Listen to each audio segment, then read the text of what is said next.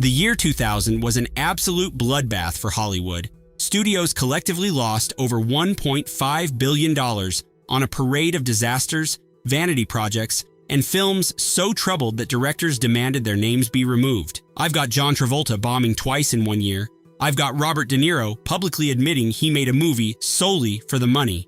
And there's a screenwriter who only got the job because he walked into a Scientology center to pick up women. Which disaster lost the most?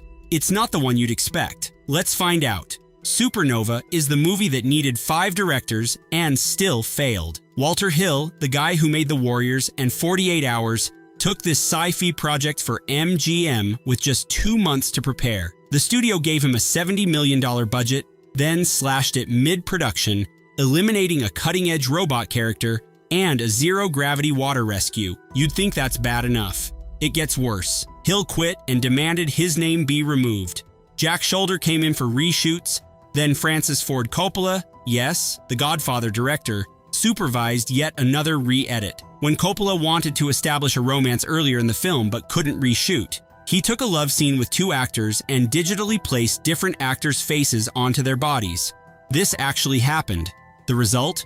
$14.8 million worldwide against that $70 million budget. That's a loss of around $160 million when you factor in marketing. Rotten Tomatoes gave it 11%. When Hill petitioned to remove his name, the traditional pseudonym Alan Smithy had just been retired. Thomas Lee became the first ever replacement pseudonym approved by the Directors Guild. Supernova is literally a footnote in directorial disowning history. Nobody has tried to rehabilitate this one. It's just gone. Kim Basinger won an Oscar for L.A. Confidential in 1997.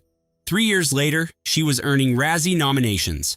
Bless the Child was her second bomb of 2000, arriving just 3 months after I Dreamed of Africa tanked. Paramount gave this religious horror film a $40 million budget during a wave of similar movies. End of Days, Stigmata, Lost Souls, The Ninth Gate. By the time Bless the Child arrived in August, audiences were completely saturated.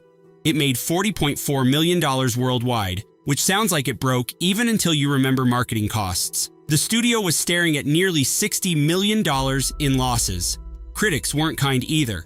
4% on Rotten Tomatoes. The Washington Post called it so bad that the scariest thing about this hokey bombast is that it got made in the first place. Basinger went from Oscar winner to Razzie nominee in 3 years. That's a Hollywood cautionary tale if I've ever seen one. John Travolta had already released Battlefield Earth 5 months earlier. Lucky Numbers was his second catastrophic bomb of 2000, and somehow it performed even worse relative to its budget. Paramount spent $65 million on this dark comedy about a lottery scandal. It made $10.9 million worldwide. That's a ratio of 0.17, the worst budget to gross ratio of any film that year. Here's the thing, this was directed by Nora Ephron. Sleepless in Seattle, Nora Ephron. You've Got Mail, Nora Ephron. But this was the only film she directed without also writing the screenplay, and she was completely mismatched with the dark material. CinemaScore gave it an F, one of only 4 films in 2000 to receive that grade. Roger Ebert's review ended with this line, "Travolta survived this experience with his sense of humor still intact. How can I be sure? He has announced he wants to make a sequel to Battlefield Earth." The toxic stench from that earlier disaster made audiences allergic to another Travolta film. Lucky Numbers never had a chance. William Friedkin directed The French Connection and The Exorcist. Tommy Lee Jones and Samuel L. Jackson starred. Paramount gave them $70 million. You'd think this was a safe bet. It made $71.7 million worldwide, which Friedkin himself called a box office hit. But here's the math studios use. A film needs roughly 2.5 times its budget to break even after marketing and theater splits. Rules of Engagement fell well short, losing an estimated $103 million.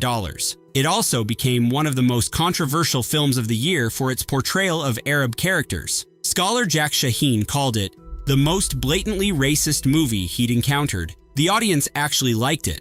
CinemaScore was a minus, but weak international performance and critical backlash made this a borderline bomb that nobody wanted to claim. Friedkin still insists it was a hit. The accountants disagree. Here's the biggest financial loss of 2000, and it's not Battlefield Earth. Red Planet cost Warner Brothers $80 million and made $33.5 million worldwide. That's an estimated loss of $166.5 million. The production was plagued by one of the most legendary feuds in Hollywood history. Val Kilmer and Tom Sizemore were friends before filming. Then Kilmer discovered the production had paid to ship Sizemore's exercise machine from England to Australia. Kilmer erupted, "I'm making $10 million on this. You're only making $2 million." Sizemore responded by throwing a 50-pound weight at him. From that point, they refused to speak or come onto set if the other was present. Body doubles had to complete scenes involving both actors. A producer allegedly asked Sizemore not to punch Kilmer in the face, so Sizemore punched him in the chest hard enough to knock him down instead. Red Planet was one of 2 Mars movies that bombed in 2000. Mission to Mars had arrived 8 months earlier. By November, audiences had complete Mars fatigue. Director Anthony Hoffman never made another feature film. His entire theatrical career is this one bomb. This is the strangest entry on the list. 13 Days has an 83% on Rotten Tomatoes. Critics praised it as a gripping thriller about the Cuban Missile Crisis, and it still lost over $133 million. The problem was Kevin Costner. After Waterworld and The Postman, audiences simply would not turn out for another Costner historical drama. The film cost $80 million and made $66.6 million worldwide. George W. Bush screened it at the White House and invited Ted Kennedy. Costner offered to screen it for U.S. soldiers at Ramstein Air Base in Germany. The military rejected the offer because they were unhappy with the film's portrayal of Pentagon figures. Robert McNamara publicly criticized it too. For God's sakes, Kenny O'Donnell didn't have any role whatsoever in the missile crisis. 13 Days proves that good reviews mean nothing if your star is box office poison. Here's where it gets interesting. Reindeer Games is a Christmas heist movie that was released in February.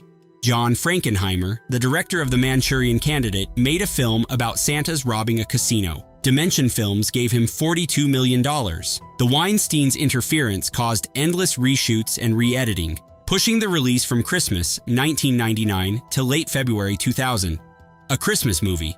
In February, it made $32.2 million worldwide against that $42 million budget. Estimated loss, $72.8 million. In the UK, they retitled it Deception and sent it straight to DVD. Charlize Theron told Esquire in 2007, "That was a bad movie, but I got to work with John Frankenheimer." She called it her least favorite of all her films. This was Frankenheimer's final theatrical feature. The man who directed one of the great American thrillers ended his career on a Ben Affleck Christmas heist movie released in February. He passed away in July 2002. Robert De Niro publicly admitted he made this movie solely for the money. The irony, his own production company co-produced it. Universal spent $76 million on a live-action and animation hybrid starring De Niro, Jason Alexander, and Rene Russo. It made $35.1 million worldwide. Estimated loss, $154.9 million. The script was written by Kenneth Lonergan. That same year, Lonergan received an Oscar nomination for You Can Count on Me. He would later win an Oscar for Manchester by the Sea. One of America's most acclaimed writers penned a cartoon adaptation that earned a fraction of its budget. Rocky and Bullwinkle went straight to video in Germany, despite being financed with German money. It was part of Universal's long string of failed TV to movie adaptations. Flipper, Sergeant Bilko, Leave It to Beaver, McHale's Navy. Hollywood just kept trying. Audiences just kept staying home. Disney built a $4 million temporary IMAX theater in Los Angeles, specifically for Fantasia 2000, then demolished it after the engagement ended. That's how committed Roy E. Disney was to his passion project. CEO Michael Eisner called it Roy Disney's Folly, echoing the phrase critics had used for Walt's original in 1940. The film cost $85 million and made $90.9 million worldwide. Sounds close to break even until you factor in that demolished theater, the aggressive IMAX rollout, and marketing. Estimated loss, $121.6 million. The wide release opened to just $2.8 million, landing at number 11 at the box office. Here's a detail almost nobody knows. In early development, the sequel was conceived as an orchestration of Beatles songs. That idea was scrapped, and Disney deliberately scheduled the wide release on June 16th, the exact same date as Titan AE, to sabotage the competition. Disney had done the same thing to Don Bluth's Anastasia years earlier. Ruthless. In 1990, a teenage D&D fan from Toronto contacted the game's publisher pretending to work on a school economics project. He spent 18 months convincing them to negotiate and secured an option for just $15,000. His original vision was the Star Wars of the fantasy genre with a $100 million budget. That teenager was Courtney Solomon. By 2000, legal battles had destroyed the timeline, and Solomon was forced to direct Dungeons & Dragons himself when no experienced filmmaker would take the job. The budget was $36 million, but only $21 million was available during production. Actors used real swords for fight scenes because they couldn't afford props. Jeremy Irons was asked why he appeared in the film. His answer, "I just bought a castle. I had to pay for it somehow." He'd purchased a 15th century castle in Ireland. His performance is legendarily over the top.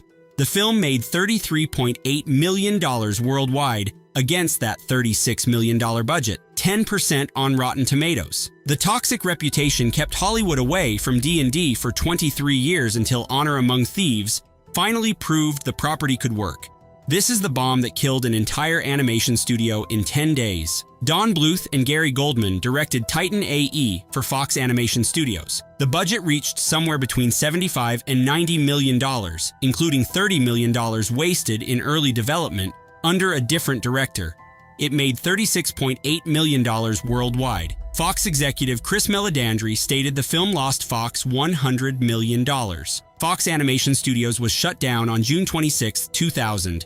Exactly 10 days after the film's release. Bill Mechanic, the Fox chairman, was fired. Don Bluth has never directed another theatrical film in the 25 years since. The man behind The Secret of NIMH, An American Tale, and The Land Before Time saw his career permanently ended. Here's the ironic twist. Blue Sky Studios, which animated one scene in Titan AE, became Fox's replacement animation studio and made billions with the Ice Age franchise. Chris Meledandri, the executive who oversaw this disaster, later founded Illumination Entertainment. Despicable Me Minions. Failure bred extraordinary success for everyone except the people who made the film. Arnold Schwarzenegger earned 3 Razzie nominations for The Sixth Day. 1 for Worst Actor as the original character, 1 for Worst Supporting Actor as the clone, and 1 for Worst Screen Couple, Schwarzenegger and Schwarzenegger. He lost all 3 to Battlefield Earth. Columbia Pictures spent $82 million on this cloning thriller. Schwarzenegger's salary alone was $25 million, nearly a third of the entire budget. The film made $96.1 million worldwide, which sounds decent until you realize the break-even point was over $200 million. Estimated loss, $108.9 million. This was Schwarzenegger's dramatic career decline. After Batman and Robin, heart surgery, and the reviled End of Days, this was supposed to re-establish him. Instead, it accelerated his exit from Hollywood. 2 years later, after another bomb, he abandoned acting entirely to become governor of California. The film does have one distinction. It features the film debut of Terry Crews, who played an assassin named Vincent. From this forgotten Schwarzenegger bomb, Crews built an entire career. Kevin Spacey had just won an Oscar for American Beauty. Helen Hunt had won for As Good as It Gets. Haley Joel Osment was fresh off his Sixth Sense nomination. Warner Brothers assembled this trio for what was expected to be a prestige picture. Critics called it the stickiest pile of moosh since Patch Adams. Pay It Forward cost $40 million and made $55.7 million worldwide. Estimated loss, $44.3 million. The controversial ending polarized audiences and derailed any awards momentum. Screenwriter Leslie Dixon walked away from the project, later saying the star's script changes represented death by 1,000 little razor cuts. Director Mimi Leder later admitted, "Pay It Forward was not a box office success, and I went to movie jail for quite a long time." She became a textbook example of how Hollywood treated female directors differently. One flop meant exile. Male directors survived far worse routinely. But here's the thing. The phrase "pay it forward" entered mainstream English vernacular. It became a genuine social movement, arguably the most culturally influential bomb on this entire list. Brian De Palma directed Scarface, The Untouchables, and The First Mission. Impossible. Disney gave him $100 million for Mission to Mars, the highest budget of any film on this list. It made $111 million worldwide. Estimated loss, $139 million. Gore Verbinski was originally attached to direct. He walked away over creative disputes with Disney. 3 years later, Verbinski directed Pirates of the Caribbean for the same studio. That worked out. De Palma found working with visual effects deeply frustrating. He later admitted he didn't have the money to make the shots as spectacular as they needed to be. The alien climax was widely mocked. This was the last studio film Brian De Palma ever directed.